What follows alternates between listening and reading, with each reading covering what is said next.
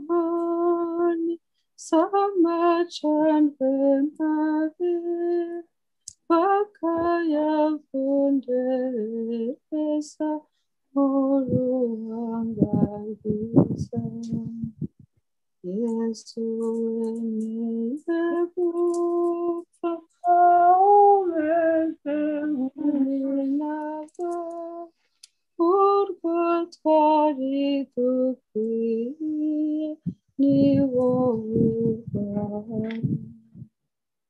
abo babisha bawe ntibagusoneye twewe turagukunda tugushimagiza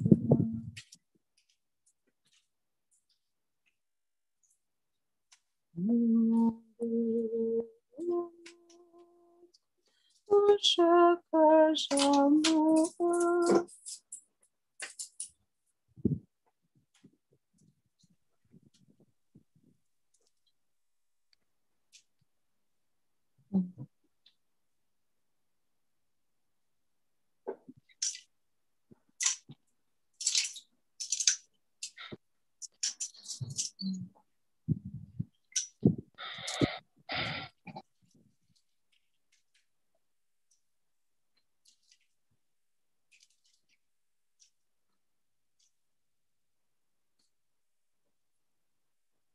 abo babisha bawe ntibagusoneye twebwe turagukunda tugushimagiza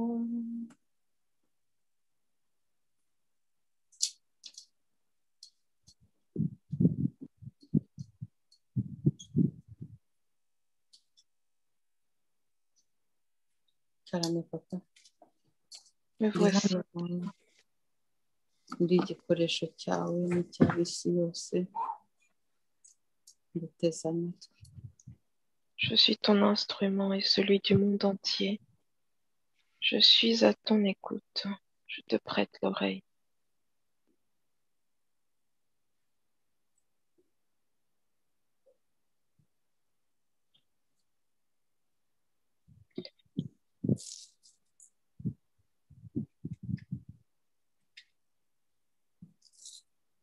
bana banjye ndabaramukije Mes enfants, je vous salue.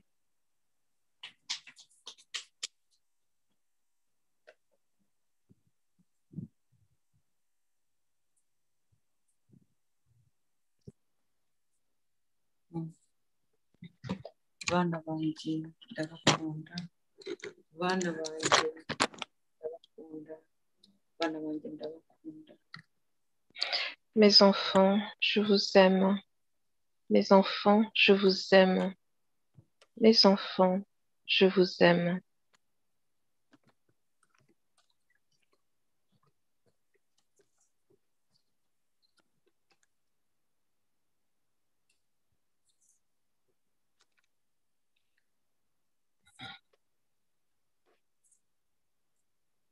bashimiye ukwitanga no kwigomwa mwagize Je vous remercie pour le don de vous-même, ijoro musenga abandi basinziriye pour avoir passé cette nuit à prier alors que les autres sont endormis.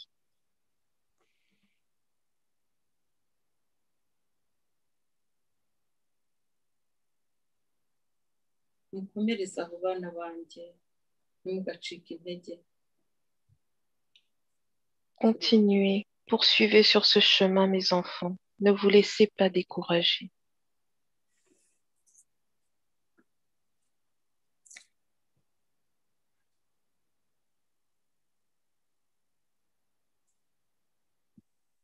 mbahaye umugisha wanjye ku izina ry'Imana Data Je vous donne ma bénédiction au nom du Père et du Fils et du Saint-Esprit. umugisha wanjye ujye ubaherekeza hose Que ma bénédiction mu byo mukora byose n'aho mujya hose. Que ma bénédiction vous accompagne partout en toutes choses, dans tout ce que vous faites et dans tous les endroits où vous allez.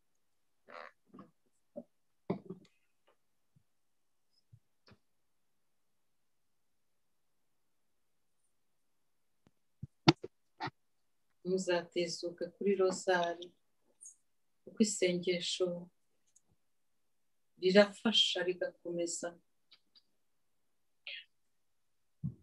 Soyez toujours fidèles au rosaire, car la prière aide et soutient beaucoup.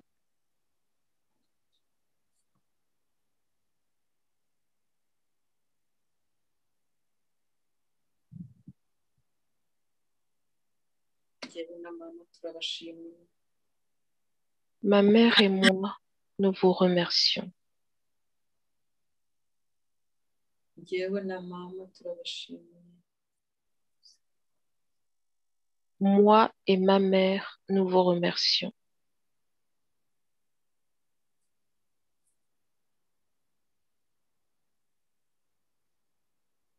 Nawe abahaye umugisha wa kibyeyi ku izina ry'Imana Data na Elle Mwana. également vous donne sa bénédiction maternelle au nom du Père et du Fils et du Saint-Esprit.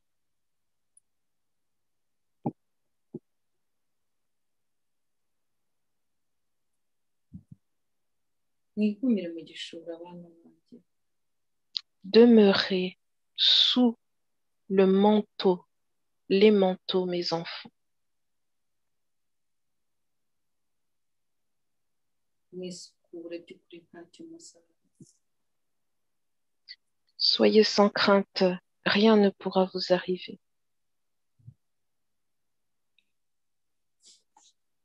Mwisukure by'ukuri ntacyo musaba. Purifiez-vous en vérité et rien ne pourra vous arriver.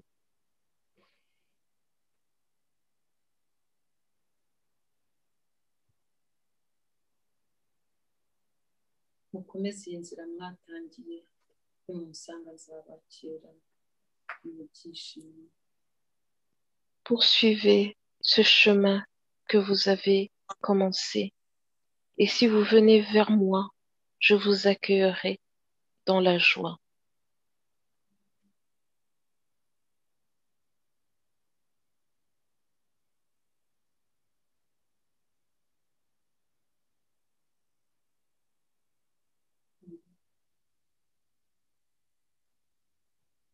Bana banjye Mes enfants, mukomeze musenge.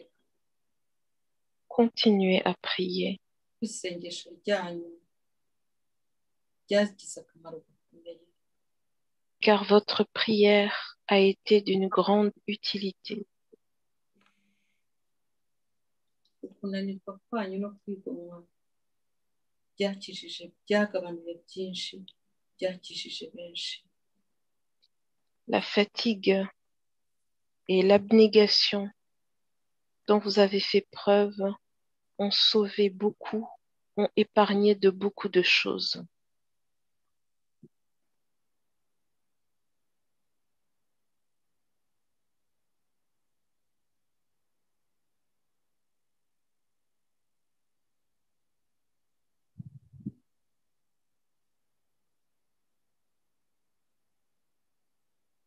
Abasenga bose uyu munsi aho bari hose mu bihugu bitandukanye, Tous, mu bihugu mwagiye muhungiramo bitandukanye, mwese bana banjye mbahaye umugisha ku izina ry'Imana Data na Mwana na Mutagatifu. Amen. à vous tous qui êtes dans vos pays d'origine et dans les pays dans lesquels vous vous êtes réfugiés, à vous tous, je donne ma bénédiction paternelle au nom du Père et du Fils et du Saint-Esprit.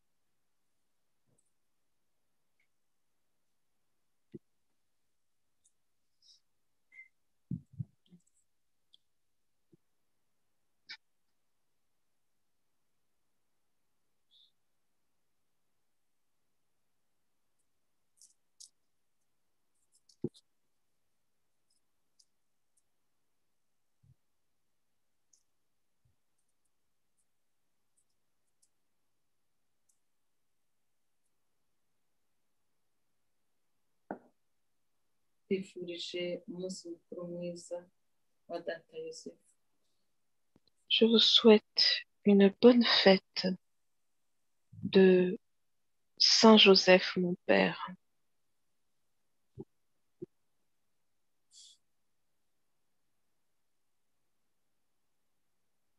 N'abavutse kuri iyi tariki, n'ababatijwe kuri iyi tariki, n'abagize ibyago kuri iyi tariki, mwese bifurije umunsi mwiza, bifurije gukura neza, bifurije ukwihangana.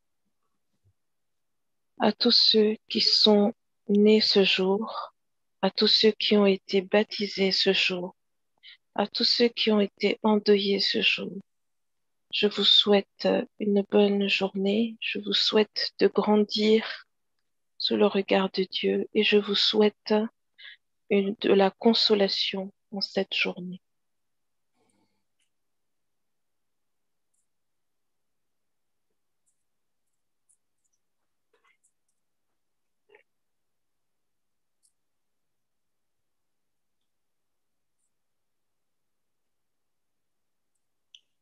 Bana banjye, Les enfants, nagiye mbasubiriramo kenshi je vous l'ai répété à maintes reprises, babwira kenshi, je vous l'ai dit à maintes reprises. bamwe bakica amatwi, Et certains n'ont pas voulu entendre, abandi bakanga kuva ku izima. d'autres se sont entêtés.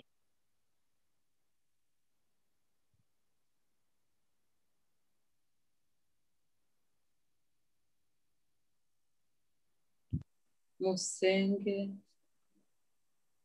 kugira ngo kiliziya zanjye zifunguke, Priez afin que mes églises soient rouvertes. munyumve neza. Comprenez-moi bien. Kiliziya ntabwo ari inzu zihagaze gusa, kiliziya ni mwebwe mutuwemo nanjye, ni mwebwe mwinjiramo mujya gusingiza, mujya kuramya no kumva. Comprenez-moi bien. Les églises ne sont pas simplement les bâtisses des églises. L'église, c'est vous. Vous en qui j'habite. Vous qui vous rendez dans les églises pour aller louer, pour aller glorifier et pour aller me recevoir.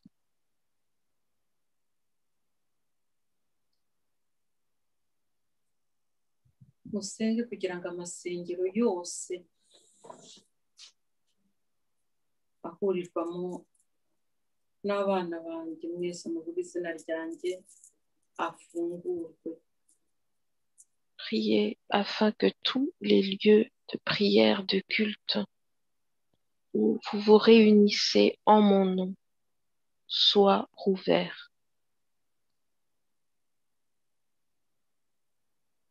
Tous les lieux de prière.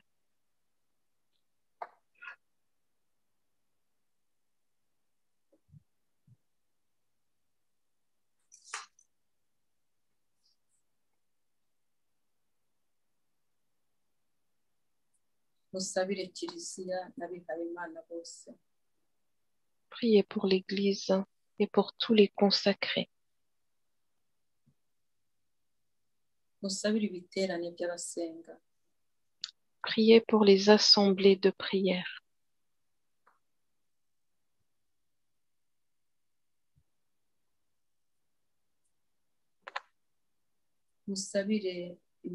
musabire imitima yuzuyemo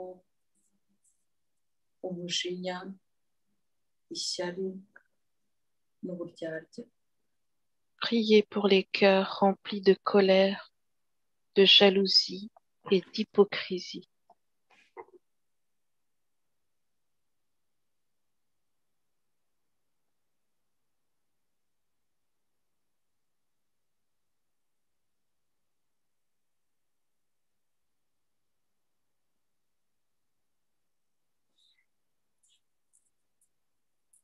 inzira iracyari ndende bana banjye. Le chemin est encore long, mes enfants.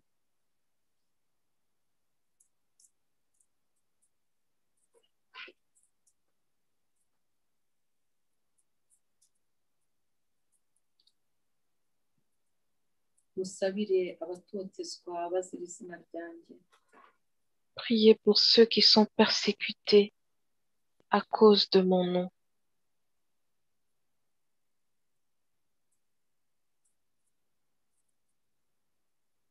musabire abazatotezwa bazira ijambo ryanjye n'ubutumwa nabahaye. Priez pour ceux qui vont être persécutés en raison de ma parole et du message que je leur ai confié. kuko ukuri ni ukuri kandi ukuri kuratsinda. Car la vérité est la vérité, et la vérité triomphe. mushyire ukuri imbere, ntimugashake inshuti zibajyana habi. inshuti nyayo ni ukuri. Mettez en avant, privilégiez la vérité, et non pas l'amitié qui vous induit en erreur. Le vrai ami, c'est la vérité.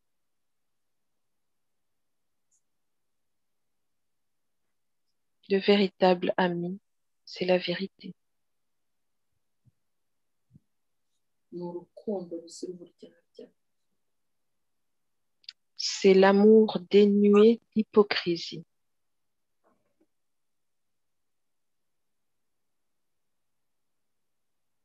urukundo rukunda nta nyungu. C'est l'amour dénué d'intérêt.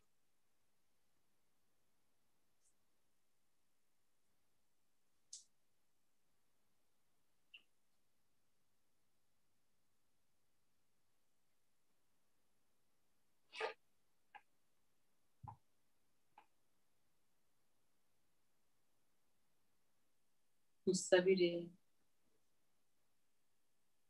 ibihugu byanyu muvukamo, kuko harimo bimwe na bimwe biri mu mazi abira. Priez pour vos pays d'origine, car certains d'entre eux connaissent une situation très difficile.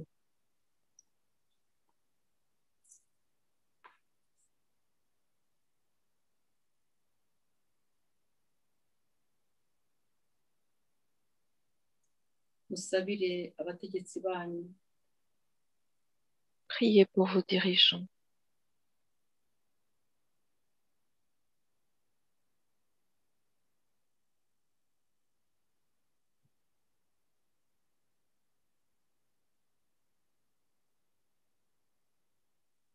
abariho n'abadahari. Ceux qui sont en place et ceux qui ne le sont pas.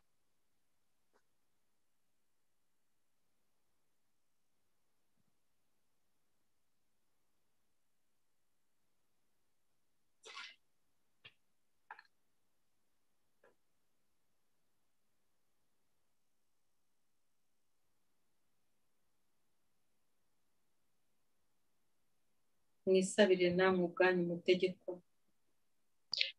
Priez également pour vous-même, administrés.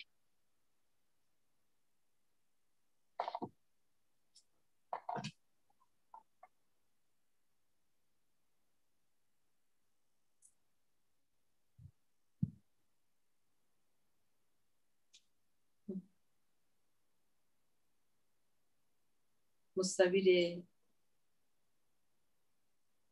ibihugu mucumbitsemo. Priez pour les pays qui vous ont donné asile, qui vous hébergent.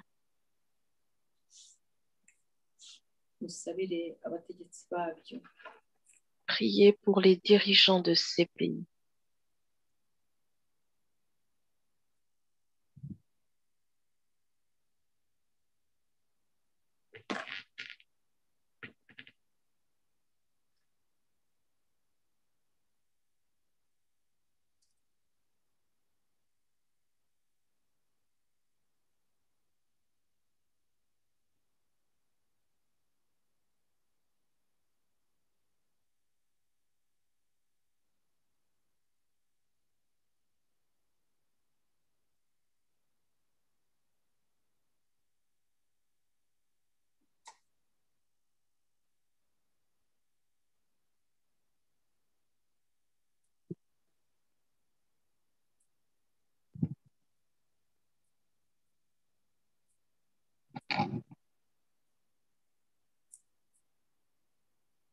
musabire imiryango itumvikana. Priez pour les familles qui connaissent des dissensions.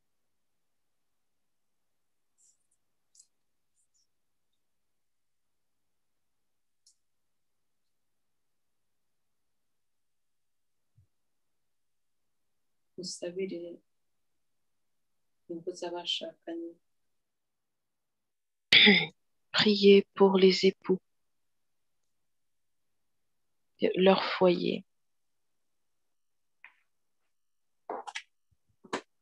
Musabire imfubyi n'abapfakazi.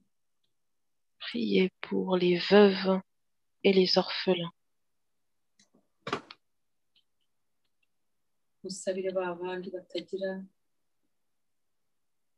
ababyeyi, batagira iyo baba, batagira ubahumuriza.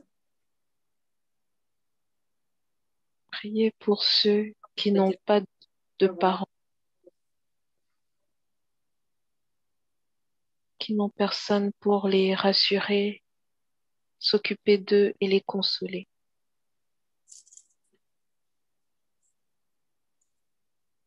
Qui n'ont pas de toit sur leur tête. Musabire ababyeyi babuze abana babo batabyiteguye. Priez pour les parents qui ont perdu leurs enfants et qui ont été pris au dépourvu.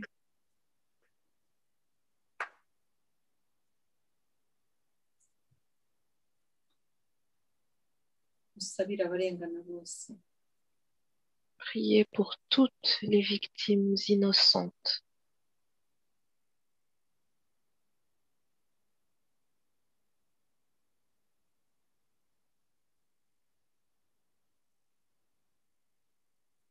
Musabire abataye ukwemera. Priez pour ceux qui ont perdu la foi.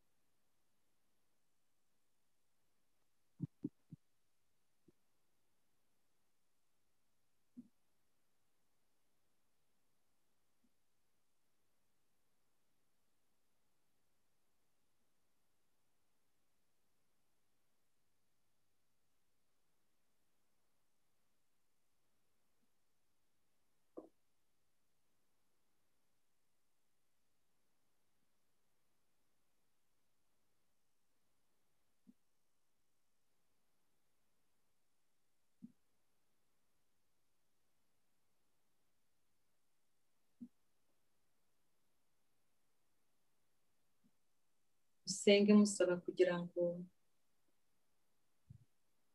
abapfuye bose batahambwe uko bikwiye bazahambwe uko bikwiye. Priez et demandez que tous ceux qui n'ont pas pu, qui sont décédés et qui n'ont pas été ensevelis de la manière qui convient, puissent être ensevelis comme il convient.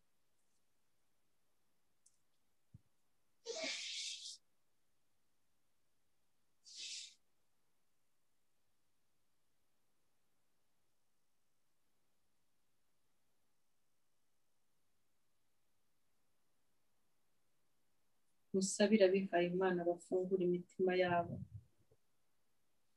Priez pour les consacrer afin qu'ils ouvrent leur cœur.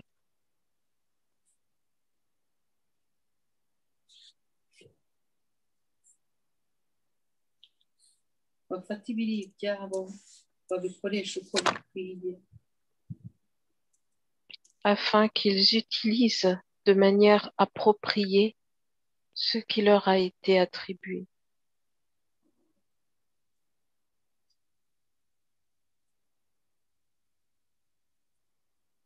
bahumuke amaso y'umutima bakoreshwe na roho mutagatifu afin qu'ils ouvrent véritablement les yeux de leur cœur et se laissent conduire par l'Esprit Saint.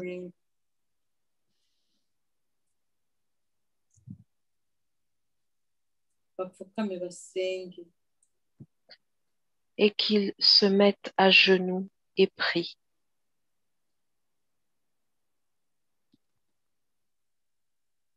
bibabwiye mbabaye cyane Je vous dis ceci avec beaucoup de peine.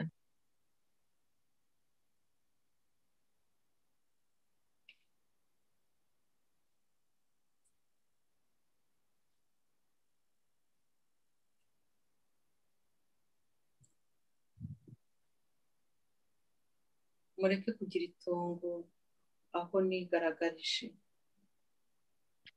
Cessez de rendre le lieu où je suis apparu, cessez de faire que ce lieu devienne un cimetière. itongo Une habitation abandonnée, Ah, une propriété abandonnée. merci.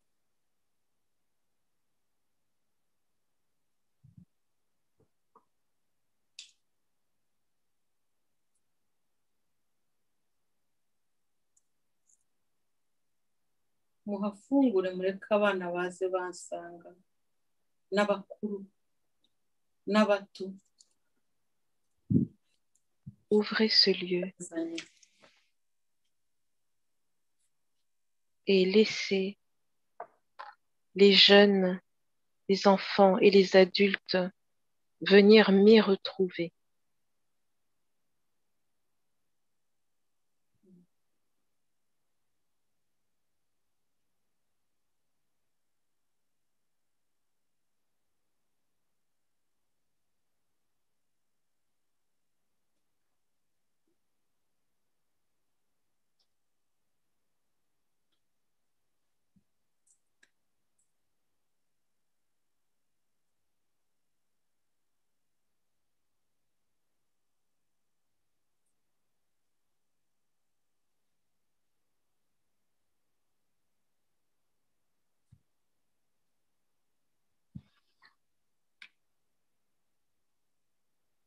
abana banjye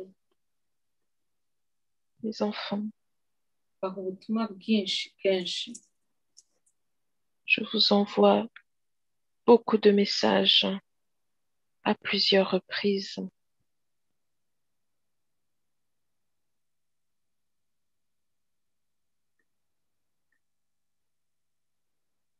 mujye mukunda gusubira inyuma mwongere mu busubiremo Prenez l'habitude de revenir en arrière et de relire, revisiter ces messages.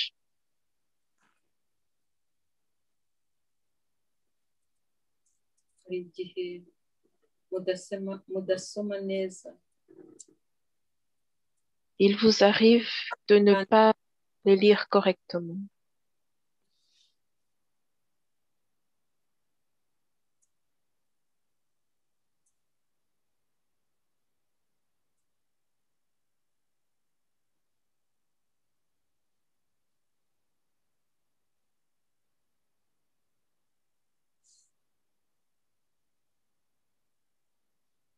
ubutumwa bwose mbaha n'ubwo kubahurira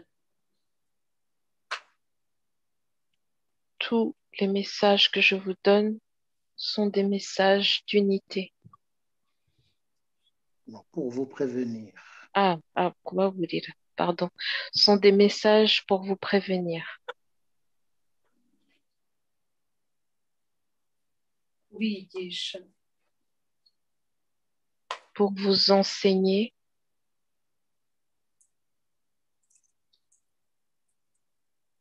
kubabwira ibyabaye n'ibizaba pour vous dire ce qui est arrivé et ce qui va arriver.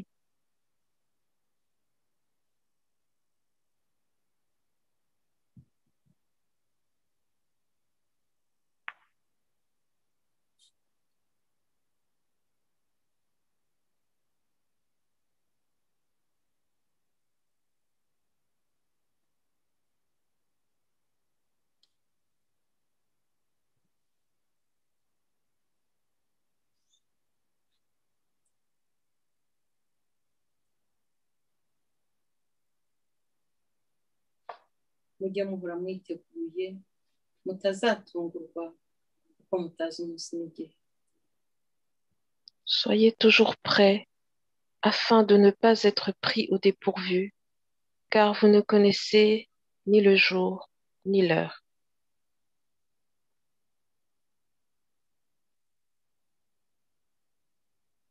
Mujye musenga cyane musaba kugira ngo mutazatsikira. Priez beaucoup et demandez de ne pas trébucher.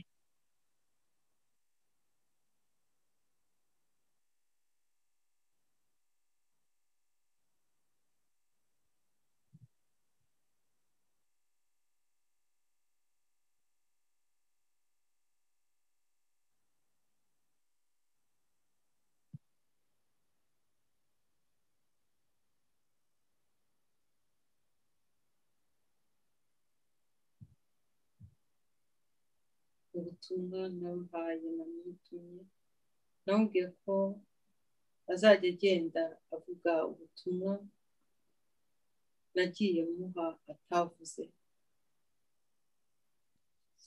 Dans le message que j'ai donné à mon messager dernièrement, je lui ai demandé de révéler les messages qu'elle n'avait pas encore révélés.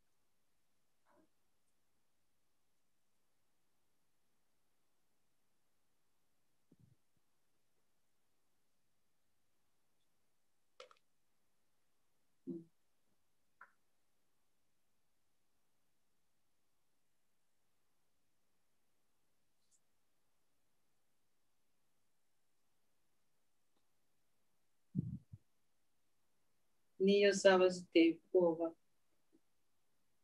Quand bien même ces messages seraient effrayants, ukuri ni ukuri. la vérité est la vérité.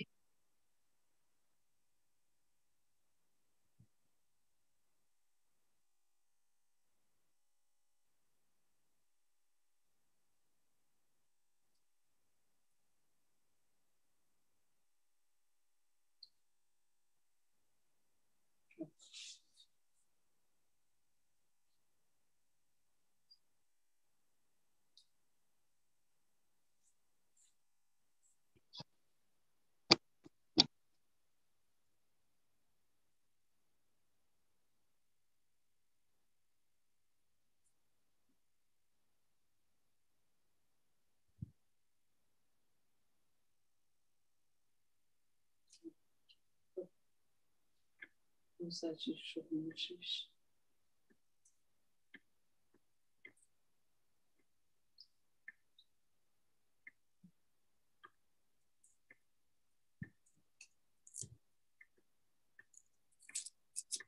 Valentine acquiesce à plusieurs reprises. Ntuzajishura umujiji. Papy, Si nyamubiri ariko ntabwo musobanukiwe. Je cherche.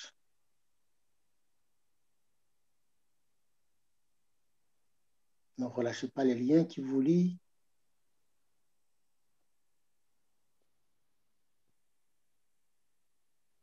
Les liens qui portent.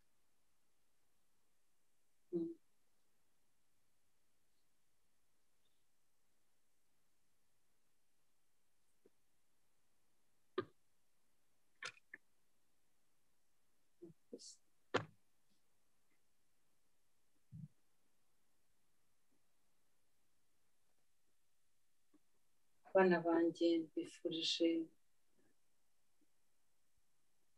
umwiherero mwiza, les mbifurije isengesho neza. enfants, je vous souhaite une bonne retraite et de bonnes prières.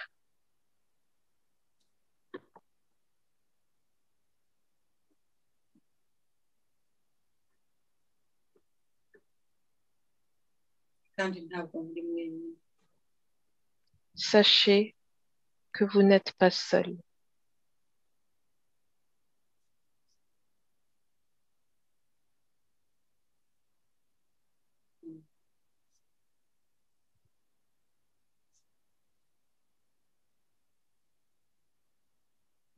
bana banjye jye na mama bababwiye ko umwiherero ari igihe cyo kugira ngo mwicuze mwivuze ko tuba duhari kugira ngo tubaruhure kandi tubakize. Mes enfants, nous vous avons dit que les moments de retraite sont des moments de conversion, des moments pour vous faire soigner, car nous sommes là pour vous soigner et pour que vous soyez guéris, véritablement guéris.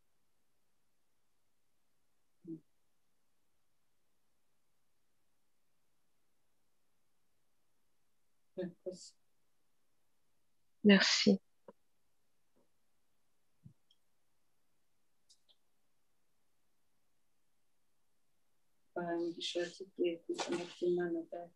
Je vous donne ma bénédiction paternelle au nom du Père et du Fils et du Saint-Esprit.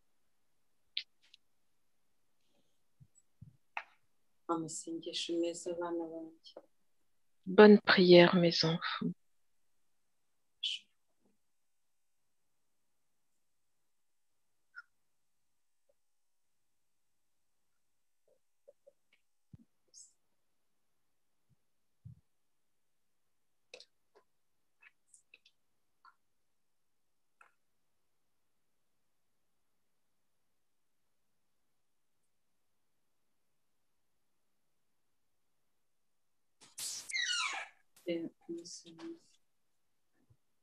Oui, bonne journée.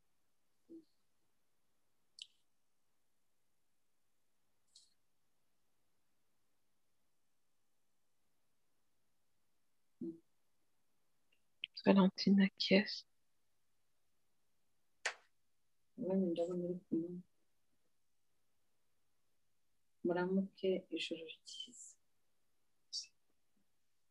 Bonne nuit. Merci, papa.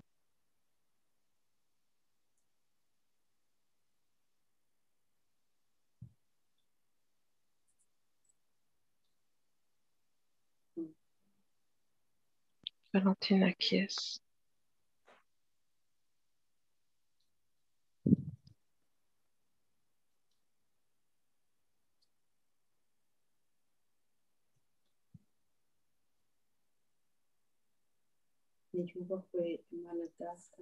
Gloire au Père et au Fils et au Saint-Esprit, comme il était au commencement, maintenant et toujours, dans tous les siècles des siècles. Au nom de Jésus, pardonnez-nous nos péchés, préservez-nous du feu de l'enfer, et conduisez au ciel toutes les âmes, spécialement celles qui ont le plus besoin de votre sainte miséricorde, que par la miséricorde de Dieu, les âmes des fidèles trépassés vous en paix. Marie conçue sans péché. Priez pour nous, Dieu, pour le cause. Saint Joseph, Priez pour nous.